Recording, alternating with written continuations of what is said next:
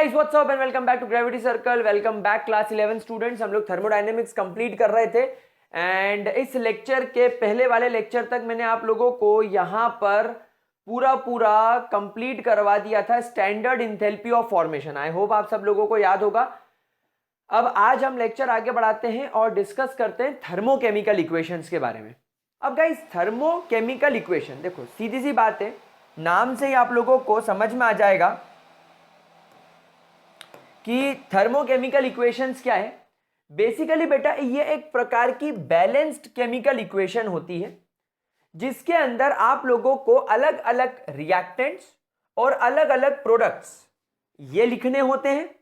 आपको इनकी क्वांटिटीज को यहां पर इंडिकेट करना पड़ता है और इसके साथ साथ में आप लोग ये इंडिकेट करते हैं that the amount of heat evolve और अब्सॉर्ब यानी enthalpy of reaction is called as thermochemical equation. जैसे आप यहां पर देखो, आपके पास में यहाँ पर एक एग्जांपल मैंने दे रखा है कि यहां पर आपके पास में एक रिएक्टेंट है जिसका नाम है इथेनॉल। आप सभी लोग इसको अच्छे तरीके से जानते हैं, इथेनॉल। आप देखो यहां पर मैंने इथेनॉल का फिजिकल स्टेट जो कि इसका लिक्विड स्टेट है वो भी मेंशन किया है। टेक्निकली यहां पर आप देखो, क्योंकि यहां पर कुछ भी नहीं लिखा है, मतलब मेरे पास में इथेनॉल डेफिनेटली 1 मोल है। अब आप 1 मोल से इसका गिवन मास निकाल सकते हैं भाई। 2 कार्बन का मास 24 और 6 हाइड्रोजन का मास और 16 यानी कि 30 एंड 46, यानी आप लोगों ने यहाँ पर डेफिनेटली 46 ग्राम ये लिया हुआ होगा। तो देखो इससे सब समझ में आ गया। उसके अलावा तुम्हारे पास में यहाँ पर ऑक्सीजन है, 3 मोल ऑक्सीजन है। 1 मोल ऑक्सीजन इज 32, तो 3 मोल ऑक्सीजन इज 96, है ना। देन आपके पास में यहाँ पर 2 मोल्स प्रोडक्ट है, कार्बन डाइऑक्साइड। आपके पास में यहाँ पर कार्बन डाइऑक्साइड आपका प्रोडक्ट है, 2 मोल्स यानी कि 88 ग्राम। समझ रहे हो आप लोग इस तरीके से। देन आपके पास में 3 मोल वाटर है, आपके पास में वाटर है, वाटर आपके पास में 3 मोल है यानी कि 54 ग्राम्स। तो इस तरीके से मेरे प्यारे बच्चों आप लोगों को पता चल गया सब कुछ। नाउ इतना तो आप एक नॉर्मल केमिकल रिएक्शन में भी लिखते हो, इतना तो आप एक स्टोइशियोमेट्रिक केमिकल इक्वेशन में भी लिखते हो, लेकिन आप उसमें ये नहीं लिखते हो। लेकिन थर्मोकेमिकल इक्वेशन में आपको स्टैंडर्ड इंथैल्पी ऑफ रिएक्शन की स्टैंडर्ड इंथैल्पी भी आप लोगों को यहां पर लिखनी पड़ेगी। मतलब कि इस रिएक्शन को करने में हमें क्या हुआ, तो यहां पर आप देखेंगे डेल्टा एच मैंने -1367 किलो जूल पर मोल लिखा है। मतलब कि जब आपका 1 मोल इथेनॉल कंबस्ट होगा ऑक्सीजन की प्रेजेंस में, तो कार्बन डाइऑक्साइड और वाटर तो निकलेगा, लेकिन साथ साथ में इतनी मात्रा में एनर्जी भी इवॉल्व होगी, इतनी मात्रा में यहां पर एनर्जी इवॉल्व होगी यानी एनर्जी बाहर निकलेगी। जिस नेगेटिव साइन का मतलब होता है कि आपकी रिएक्शन एक्सोथर्मिक है। तो इस तरीके की केमिकल इक्वेशन को बोलते हैं थर्मोकेमिकल इक्वेशन। ठीक है। Now delta H value are of the standard state of substance.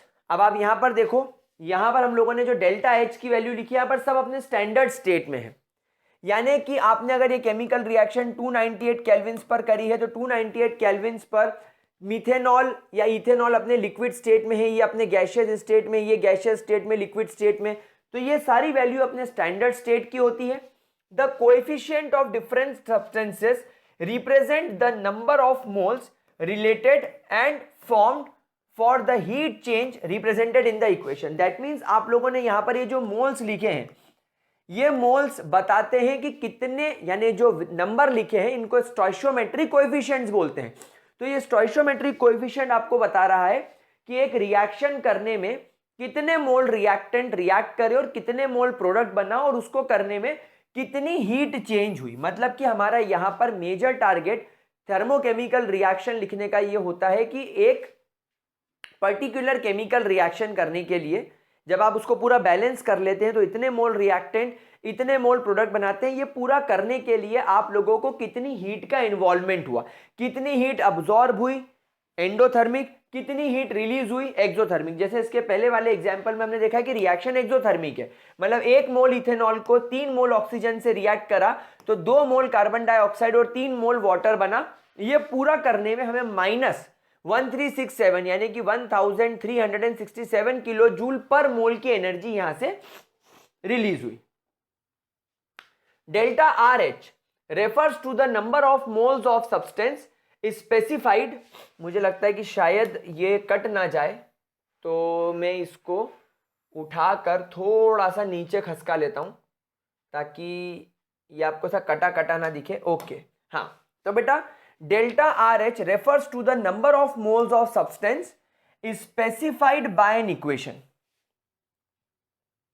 The standard enthalpy change delta r H will have units as kilo joule per mole. Definitely हम लोग delta r H की unit kilo joule per mole लिख रहे हैं, और delta r H का मतलब होता है कि आपका एक केमिकल रिएक्शन में कितने मोल रिएक्टेंट कितने मोल प्रोडक्ट बना रहे हैं, और उसको करने के लिए इंथैल्पी ऑफ रिएक्शन कितनी है, कितनी इंथैल्पी इस रिएक्शन को करने में निकल रही है या अब्सॉर्ब हो रही है, और इसकी यूनिट किलो जूल पर मोल में रहेगी। ये जनरल बातें हैं, इसमें ज्यादा टाइम वेस्ट करने की जरूरत नहीं है। देखो आपके पास में लेट्स से केमिकल रिएक्शन है Fe2O3 जो कि सॉलिड फॉर्म में है। जब आप इसे हाइड्रोजन गैस के साथ में रिएक्ट करते हैं तो आयरन अलग हो जाता है और वाटर अलग हो जाता है। अब इस रिएक्शन को करने के लिए हमें इसका डेल्टा आर एच निकालने के लिए, अगर हमें इस केमिकल रिएक्शन का कोई बोले कि सर इसका डेल्टा आर एच तो बताइए, तो हम यहां पर बोलेंगे सर इसका डेल्टा आर एच निकालने के लिए हम एक काम कर सकते हैं कि हम सामने वाले से ये सवाल पूछेंगे।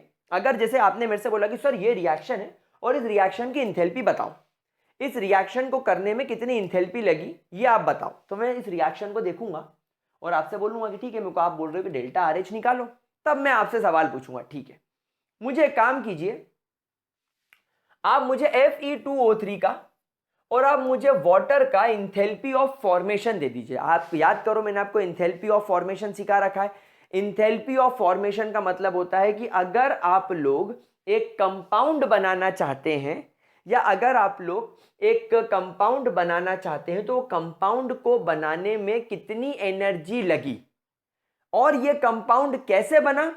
ये कंपाउंड उन रिएक्टेंट से मिलकर बना जो अपने एलिमेंटल फॉर्म में है। जैसे आप सब लोग जानते हैं कि जो आपका वाटर है, वाटर को बनाने के लिए दो एलिमेंट्स का इन्वॉल्वमेंट हुआ होगा, हाइड्रोजन एंड ऑक्सीजन। तो हाइड्रोजन और ऑक्सीजन कंबाइन होकर डेफिनेटली यहां पर वाटर बना हुआ होगा। तो ये प्रोसेस की जो इंथैल्पी होगी वो इंथैल्पी ऑफ फॉर्मेशन कहलाएगी। मतलब हाइड्रोजन और ऑक्सीजन के कंबाइन होने पर वाटर बना, तो ये बनाने में कितनी एनर्जी लगी या कितनी एनर्जी अब्सॉर्ब हुई या कितनी एनर्जी रिलीज हुई, ये कौन बताएगा, ये बताएगा इंथैल्पी ऑफ फॉर्मेशन। तो मैं आपसे इंथैल्पी ऑफ फॉर्मेशन की वैल्यू मांगूंगा, तो मुझे मिल गई, मुझे पता चल गया इंथैल्पी ऑफ फॉर्मेशन। ये क्वेश्चन में गिवन था कि इंथैल्पी ऑफ फॉर्मेशन वाटर की -285.83 किलो जूल पर मोल है, मतलब ये एक्सोथर्मिक रिएक्शन है। ओके, तो हम लोगों को वाटर की मिल गई। ठीक है, enthalpy of formation Fe2O3। Sir Fe2O3 भाई, तुमने आयरन ले लिया और ऑक्सीजन ले लिया, आयरन भी एलिमेंटल फॉर्म में, ऑक्सीजन भी एलिमेंटल फॉर्म में, दोनों कंबाइन हुए Fe2O3 बना। मतलब कि अगर आपके पास में यहाँ पर आयरन है और अगर आपके पास में यहाँ पर ऑक्सीजन है और अगर आप इससे Fe2O3 बनाना चाहते हो तो यहाँ पर आप लगा देंगे इस तरीके से, तो ये तुम्हारा Fe2O3 बन गया। ये अपने प्योर एलिमेंट के फॉर्म में, ये अपने प्योर एलिमेंट के फॉर्म में। तो इस रिएक्शन को करने के लिए डेफिनेटली जो इंथैल्पी लगी होगी वो इंथैल्पी ऑफ फॉर्मेशन ही लगी होगी। क्या आपको मेरी बात समझ में आ गई? तो मेरे को इसकी भी इंथैल्पी ऑफ फॉर्मेशन मिल गई। वाह सर, ये तो बहुत अच्छा हो गया। तो मुझे इसकी इंथैल्पी ऑफ फॉर्मेशन मिल गई -824.2 किलो जूल्स पर मोल। मतलब डेफिनेटली ये रिएक्शन भी एक्सोथर्मिक है। सर आपने एक बात हमसे नहीं बताई, एक बात आपने हमें नहीं बताई। अच्छा, ये यहां पर सॉरी गलत लिखा हुआ है, लिक्विड स्टेट में होना चाहिए, सॉलिड स्टेट की तो इंथैल्पी नहीं होती। ठीक है, अब सर आप हमें एक बात बताओ, आपने हाइड्रोजन की और आपने आयरन की इंथैल्पी ऑफ फॉर्मेशन क्यों नहीं मांगी? अबे इनका काहे का फॉर्मेशन, ये तो खुद ही अपने एलिमेंटल फॉर्म में है, तो इनकी इंथैल्पी ऑफ फॉर्मेशन 0 है। आई बात समझ में आप लोगों को? अब आप लोग सब जानते हैं क्या करना है। स्टैंडर्ड इंथैल्पी ऑफ रिएक्शन निकालने का फॉर्मूला क्या सिखाया था?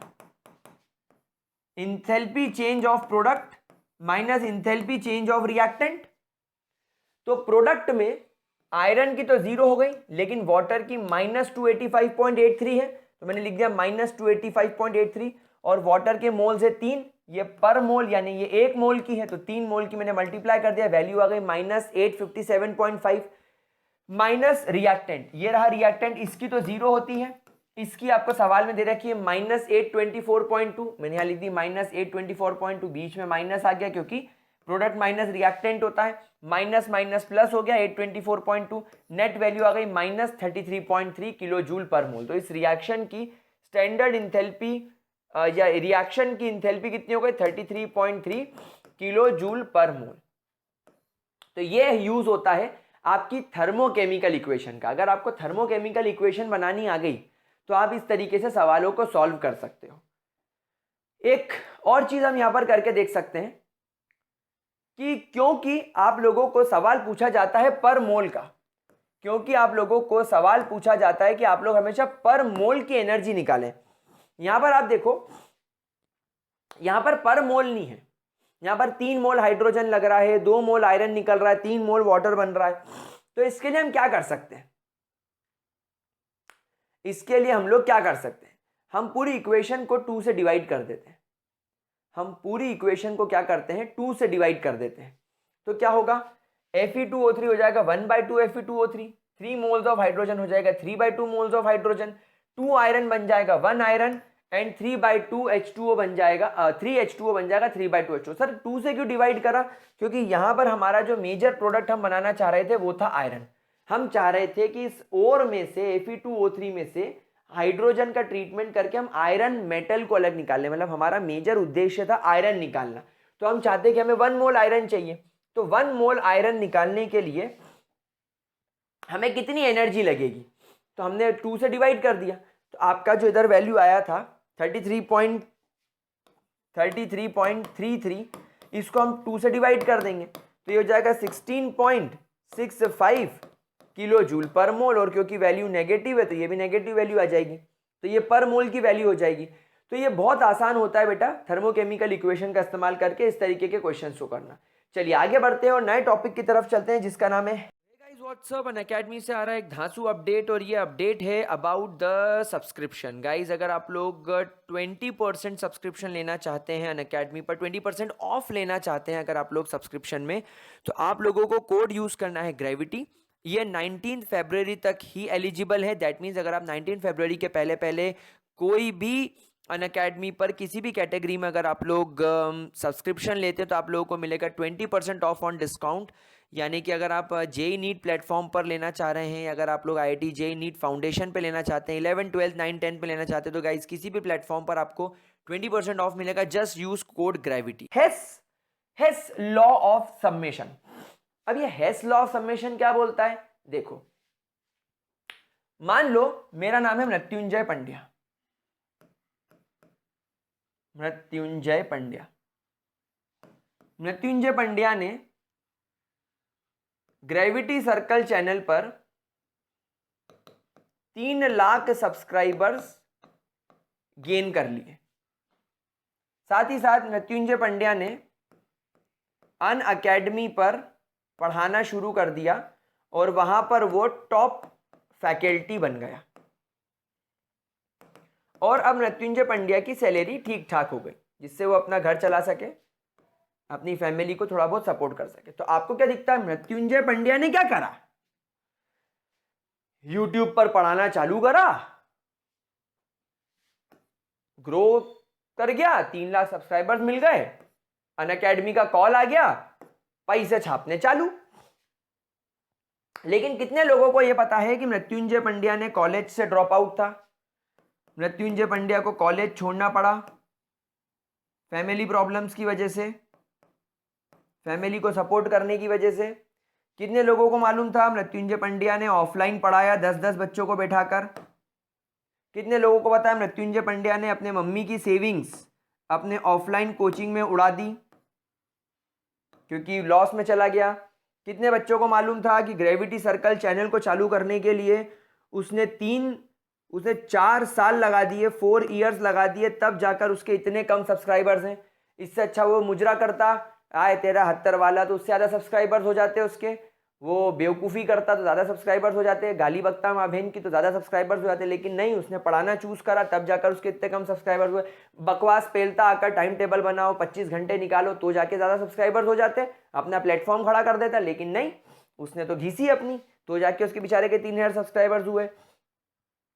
तब जाकर उसको ये सब अब मिल रहा है 4 साल की मेहनत के बाद। और ये ऑफलाइन के 2 साल जोड़ने के बाद 4 + 2 6 ईयर्स की मेहनत के बाद आज वो जाकर इस एवरेज मुकाम पर पहुंचा है। तो ये जो दिख रहा है आप लोगों को कि मृत्युंजय पंड्या ने यूट्यूब पर इतना कर लिया और पैसे छाप रहा है, लेकिन उसके पीछे की जो मेहनत है वो शायद नहीं दिख रही है। यही हेस लॉ ऑफ समेशन दिखाता है। हेस लॉ ऑफ समेशन क्या दिखाता है कि अगर मृत्युंजय पंड्या का ये है तो मृत्युंजय पंड्या के बीच में कितने स्टेप्स आए वो तो देखो। यही हेस लॉ ऑफ समेशन है। इसका मतलब क्या है? हेस लॉ ऑफ समेशन बहुत इजी वे में आपको एक चीज बताता है कि अगर आप एक किसी केमिकल रिएक्शन को देख रहे हो, जैसे मान लो एक ए नाम का रिएक्टेंट एक बी नाम के प्रोडक्ट में कन्वर्ट हो गया, तो ये करने के लिए इसकी इंथैल्पी ऑफ रिएक्शन आ गई मान लो Z किलोजूल्स पर मोल, Z किलोजूल्स पर मोल। लेकिन इसको करने के लिए A पहले C में कन्वर्ट हुआ, C से D में कन्वर्ट हुआ और D से B में कन्वर्ट हुआ। ये जो बाकी के स्टेप्स हैं, ये जो मल्टीपल स्टेप्स हैं, ये आप लोगों को देखने को नहीं मिले। तो बेसिकली हेस लॉ ऑफ समेशन बोलता है कि बेसिकली अगर एक केमिकल रिएक्शन सेवरल स्टेप्स में हो रही है, तो अगर आप लोगों को स्टैंडर्ड इंथैल्पी ऑफ रिएक्शन निकालनी है डेल्टा RH, तो वो डायरेक्टली A से B के कन्वर्जन की नहीं आ रही है। एक्चुअली जो Z नाम की वैल्यू आ रही है ये A किलोजूल पर मोल, B किलोजूल पर मोल और C किलोजूल पर मोल का नतीजा है। मतलब जो टोटल आपको यहां पर जो Z किलोजूल दिख रहा है ये A + B + C का नतीजा है। मतलब ये जो मल्टीपल स्टेप्स हुए इन सब का हमने सम कर दिया, इन सब की इंथैल्पी का सम कर दिया, तब जाकर हमको Z मिला। क्या बात समझ में आ रही है? सो बेसिकली एक रिएक्शन जब सेवरल स्टेप्स में होती है तो उस रिएक्शन की अगर आपको स्टैंडर्ड इंथैल्पी निकालनी है तो that standard enthalpy is the sum of the standard enthalpy of intermediate reactions in which the overall reaction may be divided at the same temperature। मतलब अगर इस रिएक्शन को A से B को अगर मैं ठीक से देखूं इसकी सारी स्टेप्स को, तो मैं क्या बोलूंगा, पहले A से C बना, इस केमिकल रिएक्शन की इंथैल्पी लिखी मैंने, फिर C से D बना, फिर मैंने इसकी इंथैल्पी लिखी, फिर D से मेरा फाइनल प्रोडक्ट B बना जो मुझे इस रिएक्शन से दिख रहा था, इसकी इंथैल्पी C, तो A + B + C, इसको जोड़कर मुझे Z मिला। This is called as Hess law of summation. क्या ये बात मेरे प्यारे बच्चों को समझ में आ रही है? Are you able to understand this point? एक बार इसको जरा देख लो। मैं इसका एक एग्जाम्पल निकाल कर आपको दिखाना चाहता हूं। मैं देख लेता हूं मैंने उसका एग्जाम्पल कहां देखा था। ओके, मैंने भी कुछ यही एग्जाम्पल लिया है। ठीक है, यही एग्जाम्पल चलेगा हम लोगों को, कोई प्रॉब्लम नहीं है। ठीक है, कोई परेशानी मेरे प्यारे बच्चों? चलिए, अब मान लीजिए आपके पास में एक कार्बन है, कार्बन ग्रेफाइट के फॉर्म में। देखो कार्बन आपके पास में ग्रेफाइट के फॉर्म में, हम चाहते हैं कि इसको ½ मोल ऑफ ऑक्सीजन से ट्रीट करें ताकि हमें कार्बन डाइऑक्साइड मिल जाए। आपसे इस रिएक्शन की स्टैंडर्ड इंथैल्पी पूछी गई है। अब हम यहां पर हेस लॉ ऑफ समेशन का इस्तेमाल करेंगे। क्या करेंगे? अब हम यहां पर हेस लॉ ऑफ समेशन का इस्तेमाल करेंगे। मतलब हमसे यह पूछा जा रहा है कि जब आप कार्बन को ½ मोल्स ऑफ ऑक्सीजन के साथ ट्रीट करोगे तब आपको कार्बन मोनोऑक्साइड मिलेगा, और इस रिएक्शन की स्टैंडर्ड इंथैल्पी ऑफ रिएक्शन क्या होगी। अब हम यहां पर हेस लॉ ऑफ समेशन लगाएं। सबसे पहले हम हेस लॉ ऑफ समेशन में ये देखेंगे, हम सामने वाले से जिसने हमसे सवाल पूछा है, हम उससे रिक्वायरमेंट हमारी रेस करेंगे। हम बोलेंगे कि आप हमें बताइए कि जब आपका कार्बन यानी कि जो ग्रेफाइट के फॉर्म में है, ये जब पूरे ऑक्सीजन के साथ में रिएक्ट करता है और कार्बन डाइऑक्साइड बनाता है तब उसकी इंथैल्पी क्या रही होगी। तो हमें वो मिल गई -393.5 किलोजूल्स पर मोल। क्या मिल गए? -393.5 किलोजूल्स पर मोल। ये हमको गिवन रहती है, ये आपको क्वेश्चन में गिवन रहेगी। ठीक है, दूसरी उनसे हमें एक और इंफॉर्मेशन मिल गई। दूसरी हमने उनसे और एक इंफॉर्मेशन मांगी कि अगर मेरे पास में कार्बन मोनोऑक्साइड है और अगर वो ½ मोल्स ऑफ ऑक्सीजन से रिएक्ट कर रहा है तो वो भी कार्बन डाइऑक्साइड में कन्वर्ट हो रहा है, और इस केमिकल रिएक्शन की स्टैंडर्ड इंथैल्पी ऑफ फॉर्मेशन है या स्टैंडर्ड इंथैल्पी है -283 किलोजूल्स पर मोल। ये भी आपको सवाल में गिवन रहेगी। अब आपको ये दो इक्वेशन का इस्तेमाल करके क्वेश्चन को सॉल्व करना है। तो यहाँ पर हम लोग चाहें तो इसको लिख लेते हैं। हमको पहली चीज यहाँ पर गिवन है that C plus O2 forms CO2 और इसकी इंथैल्पी आपको दे रखी है -393। लेट्स से एग्जैक्ट वैल्यू क्या दे रखी है 0.5 -393.5 किलो जूल्स पर मोल, ये आपको दे रखी है। दूसरी चीज आपको जो सवाल में दे रखी है वो दे रखी है कि कार्बन मोनोऑक्साइड अगर हाफ मोल्स ऑफ ऑक्सीजन के साथ रिएक्ट करे तो ये भी कार्बन डाइऑक्साइड बना लेता है और इसकी इंथैल्पी ऑफ फॉर्मेशन -293 दे रखी, नहीं 283 दे रखी है, -283 किलो जूल्स पर मोल दे रखी है।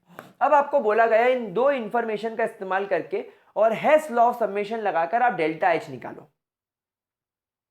ठीक है, तो अब हम क्या करते हैं, मैं बोलता हूं लेट से यह है मेरी इक्वेशन 1 एंड लेट से मेरी इक्वेशन 2। मैं इस इक्वेशन को रिवर्स करना चाहूंगा। जैसा मैंने आपको बताया था कि जब आप इस रिएक्शन को रिवर्स कर देंगे तो ये रिएक्शन अब आपको ऐसी दिखने लगेगी। ये हो जाएगा CO2 इधर आ जाएगा और जब आप CO2 को तोड़ेंगे तो कार्बन मोनोऑक्साइड और हाफ मोल्स ऑफ ऑक्सीजन निकलेंगे और इस वजह से इसका जो डेल्टा H है वो हो जाएगा +283 किलो जूल पर मोल, क्योंकि रिएक्शन आपने रिवर्स कर दी, घुमा दी। अभी आप क्या कर रहे थे, अभी आप कार्बन मोनोऑक्साइड से ऑक्सीजन को रिएक्ट कर रहे थे ताकि कार्बन डाइऑक्साइड बन जाए तो इतनी एनर्जी निकल जाएगी। लेकिन अब आप क्या कर रहे हो, आप कार्बन डाइऑक्साइड को इन दोनों में तोड़ रहे हो, तो तोड़ने के लिए आपको एनर्जी देनी पड़ेगी, तो रिएक्शन एंडोथर्मिक हो गई। अब आप क्या करो, अब आप ऐड कर दो इक्वेशन 1 एंड इक्वेशन 3 को। तो जब आप इक्वेशन 1 एंड इक्वेशन 3 को ऐड करेंगे तो अब आप क्या देख पा रहे हैं, आप देख पा रहे हैं कि प्रोडक्ट साइड कार्बन डाइऑक्साइड है, यहां रिएक्टेंट साइड कार्बन डाइऑक्साइड है, दोनों फिट्टूस हो गए। रिएक्टेंट साइड 1 मोल ऑक्सीजन है, product side half mole oxygen है, तो 1 माइनस हाफ बचेगा। तो यहां पर हम लिखेंगे कार्बन 1 मोल ऑक्सीजन और हाफ मोल ऑक्सीजन, ये दोनों कट गए, तो यहां पर सिर्फ बचा तुम्हारे पास में हाफ मोल ऑक्सीजन। यहां पर प्रोडक्ट साइड तो कार्बन डाइऑक्साइड कट गया, यहां प्रोडक्ट साइड ऑक्सीजन कट गया, यहां बचा सिर्फ कार्बन मोनोऑक्साइड। क्या बात समझ में आ गई? तो आपको जो इक्वेशन चाहिए थी वो आपके सामने आ गई। मतलब ये जो इक्वेशन आपको दिख रही है, ये इक्वेशन असलियत में 2 स्टेप में हुई है। समझ गए प्यारे बच्चों बात को? पहले कार्बन पूरी तरीके से ऑक्सीजन के साथ रिएक्ट होकर कार्बन डाइऑक्साइड बन गया। मतलब मैं यहां पर इसको छोटे छोटे अक्षरों में लिखता भी चलता हूं, C प्लस हाफ O2 से CO2 बन रहा है। तो पहले यहां पर क्या हुआ, पहले यहां पर कार्बन ऑक्सीजन के साथ रिएक्ट होकर CO2 बन गया और फिर CO2 को तोड़ के इसमें से हमने हाफ मोल ऑक्सीजन बाहर निकाल के इसको कार्बन मोनोऑक्साइड में कन्वर्ट कर दिया। तो बेसिकली ये 2 स्टेप में हुई, पहले कार्बन का कार्बन डाइऑक्साइड में कन्वर्जन, फिर कार्बन डाइऑक्साइड का वापस से टूटना इन कार्बन मोनोऑक्साइड। तो ये हो गया ना हेस लॉ, पहला स्टेप ये, स्टेप नंबर 1 ये, फिर स्टेप नंबर 2 ये। तो बेसिकली आपसे तो मोटा मोटा ये पूछ रहा है कि इसको इससे ट्रीट करके कार्बन मोनोऑक्साइड बनाना है, तो इसकी इंथैल्पी कितनी होगी। लेकिन हम लोगों को देखने में लग रहा है कि सर C को हाफ O2 से रिएक्ट करा, CO2 बना, इसकी इंथैल्पी बता दो। लेकिन क्या ये रिएक्शन डायरेक्ट हो रही है? नहीं, ये रिएक्शन डायरेक्ट नहीं हो रही है। कार्बन तो पूरे ऑक्सीजन से रिएक्ट करके इतनी इंथैल्पी छोड़ रहा है, -393.5 एनर्जी छोड़ रहा है। फिर क्या हो रहा है, कार्बन डाइऑक्साइड बन रहा है। तो फिर हम कार्बन डाइऑक्साइड को हीट दे रहे हैं, हम उससे कार्बन डाइऑक्साइड को एनर्जी दे रहे हैं। कितनी एनर्जी दे रहे हैं? +283 किलो जूल पर मोल की एनर्जी दे रहे हैं। उससे क्या हो रहा है, उससे कार्बन डाइऑक्साइड कार्बन मोनोऑक्साइड में टूट रहा है, हमें हमारा प्रोडक्ट मिल रहा है। तो यहां पर फाइनल वैल्यू क्या मिलेगी, -110.5 किलो जूल पर मोल। तो अब आपको पता चला कि अच्छा इसकी इंथैल्पी -110.5 किलो जूल पर मोल की है। क्या ये बात आपको समझ में आई? तो इस तरीके से आप हेस लॉ ऑफ समेशन यहां पर लगाएंगे। क्या ये चीज मेरे प्यारे बच्चों को समझ में आ गई? ग्रेट, चलिए अब आगे बढ़ते हैं और अलग अलग टाइप की इंथैल्पीज को स्टडी करना शुरू करते हैं। What are the different type of enthalpies, जिसमें सबसे पहले इंथैल्पी आ रही है इंथैल्पी ऑफ कंबशन। नाउ आप सभी लोग जानते हैं कंबशन का मतलब क्या होता है। कंबशन का मतलब होता है बर्निंग, कंबशन का मतलब होता है बर्निंग, बर्निंग यानी जलना, जलना in presence, burning in presence of oxygen. किसी भी चीज को अगर आप ऑक्सीजन की प्रेजेंस में बर्न करेंगे, किसी भी चीज को है ना, अगर आप ऑक्सीजन की प्रेजेंस में बर्न करेंगे तो वो कंबशन ही कहलाएगी। क्या बात समझ में आ गई? नाउ एग्जाम्पल लेकर अगर मैं आपको बताऊं, अगर आपके पास में मान लीजिए C4H10 यानी अगर आपके पास में ब्यूटेन है और अगर आप लोग ब्यूटेन को 13/2 मोल्स ऑफ ऑक्सीजन के साथ में बर्न करते हो तो आपको यहां पर 4 मोल्स ऑफ कार्बन डाइऑक्साइड मिलेंगे और 5 मोल्स ऑफ वाटर मिलेगा। ये रिएक्शन आप चाहो तो कभी भी बैलेंस करके देख सकते हो। नाउ गाइस, इस केमिकल रिएक्शन को करने को इसको हम बोलते हैं combustion, and we all know कि आपका जो कंबशन होता है मेरे प्यारे बच्चों, combustion is always an exothermic process. Combustion is always an exothermic process. ये हमेशा से एक एक्सोथर्मिक प्रोसेस रही है। मतलब जब आप ब्यूटेन को ऑक्सीजन की प्रेजेंस में जब आप लोग बर्न करेंगे तो एनर्जी इवॉल्व होगी, एनर्जी रिलीज होगी, एनर्जी इवॉल्व होगी। तो वो कितनी एनर्जी इवॉल्व होगी, तो वो हम लोगों को यहां पर मिलती है उसकी value delta H is equal to minus में एक बार उसकी वैल्यू एग्जैक्ट चेक करके 2658। बहुत ज्यादा अमाउंट में आपको यहां से एनर्जी मिलती है। 2658 किलो जूल पर मोल की एनर्जी निकलना मतलब बहुत बड़ी एनर्जी निकलना। तो अब आप यहां पर खुद देखो, ये प्रोसेस क्लियरली एक्सोथर्मिक प्रोसेस कहला रही है मेरे प्यारे बच्चों। तो basically what is enthalpy of combustion? तो it is the energy released when 1 mole of any substance is combust in presence of oxygen। जब आप 1 मोल किसी भी सब्सटेंस को ऑक्सीजन की प्रेजेंस में बर्न करेंगे, ऑक्सीजन की प्रेजेंस में कंबस्ट करेंगे, so that is called as enthalpy of combustion. क्या ये बात मेरे प्यारे प्यारे गुलगुलों को समझ में आ रही है? ठीक है, चलिए एक एग्जांपल मैं आपको और करवा देता हूं। मेरी इच्छा हो रही है बायोलॉजी वाले स्टूडेंट्स को ये एग्जांपल लिखवाने की कि अगर तुम्हारे पास में ओ मा गो ग्लूकोज C6H12O6 नाम का अगर आपके पास में ग्लूकोज है, तो ये ग्लूकोज आपको क्वेश्चन में किस फॉर्म में दे रखा है? अच्छा, सॉलिड फॉर्म में दे रखा है आप लोगों को। ठीक है, तो जब आप इसको 6 मोल्स ऑफ ऑक्सीजन गैस के साथ में अपनी बॉडी के अंदर ट्रीट करते हो, डाइजेशन जब आप करते हो तो आपको यहाँ पर 6 मोल्स ऑफ कार्बन डाइऑक्साइड मिल जाता है और आपको यहाँ पर 6 मोल्स ऑफ वाटर मिल जाता है। तो गाइस, इस समय जो आपका एंथैल्पी ऑफ कंबशन निकलती है, डेल्टा एच कंबशन, COMB आप यहाँ पर लिख सकते हैं, that will be -2802 kilo joules per mole. यानी आप समझ रहे हो कि जब आप सिर्फ 1 मोल ग्लूकोज खा लोगे, 1 मोल ग्लूकोज, 1 मोल ग्लूकोज आप खा लोगे, यानी जब आप 180 ग्राम ग्लूकोज खा लोगे तो 180 ग्राम ग्लूकोज खा के आपकी बॉडी इतनी एनर्जी रिलीज करती है, which is very very high energy. ठीक है, ये अपने आप में बहुत ज्यादा हाई एनर्जी होती है। तो एंथैल्पी ऑफ कंबशन समझ में आ गया? Very good. अगली एंथैल्पी होती है मेरे प्यारे बच्चों एंथैल्पी ऑफ एटोमाइजेशन।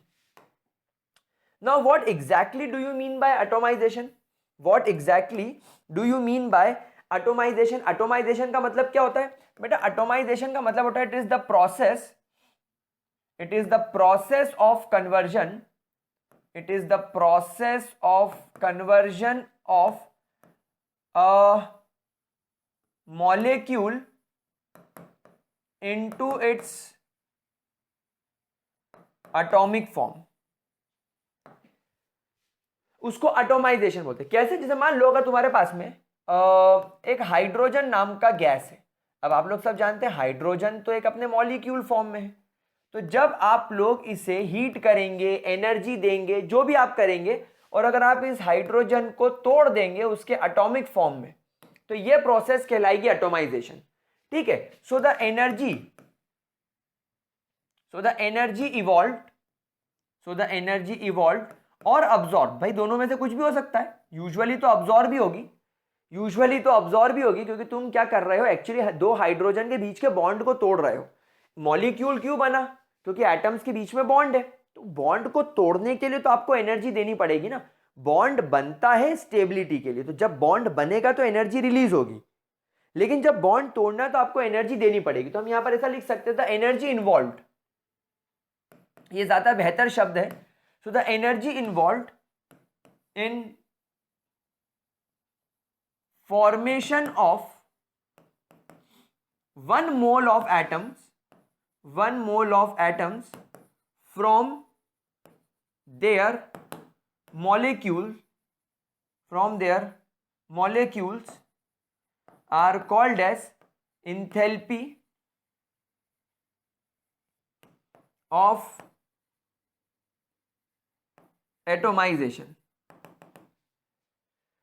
तो अगर आपके पास में इंथैल्पी ऑफ एटोमाइजेशन हाइड्रोजन की अगर कोई पूछता है तो वो मैं आपको बता देता हूं इसकी एग्जैक्ट वैल्यू, ताकि आप लोगों को कभी स्कूल वगैरह में लिखना पड़े या कभी जेई वगैरह में आ जाए तो आप एग्जैक्टली लिख सकें।